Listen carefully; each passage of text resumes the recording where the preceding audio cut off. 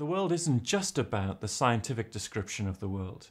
There are stories which go beyond science because truth is more complex than just the scientific truth.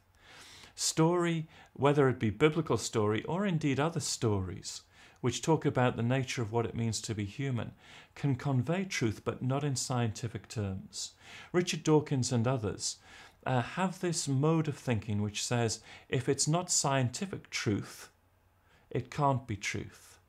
That's a very old philosophy earlier in the 20th century called logical positivism that most of us don't believe anymore. Science has its limits to it.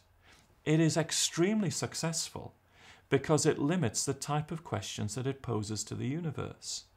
It has its methodology, it has its answers, and it does deal with paradox, it does deal with imagination and complexity, but it only gives limited understanding of the universe. It doesn't tell us everything about everything. There are other questions where we need other ways of looking at the world. I was, of course, trained as a physicist.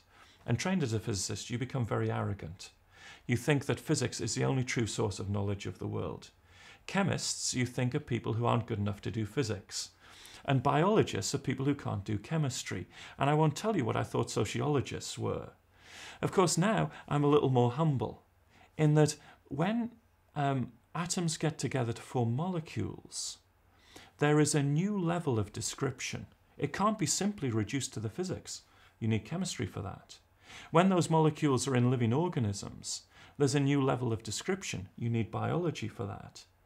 And when those living organisms are intelligent, self-conscious beings and they group together in communities, you even need sociology for that. New levels emerge with complexity, which aren't reducible simply to physics. And in the same way, when we talk about the totality of existence, you can explain some things through physics, but not everything.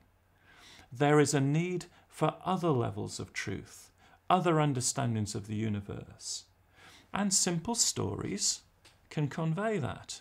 I'm convinced of that, not just in terms of biblical stories, but also in the value of the insights of literature and music and art and indeed popular culture.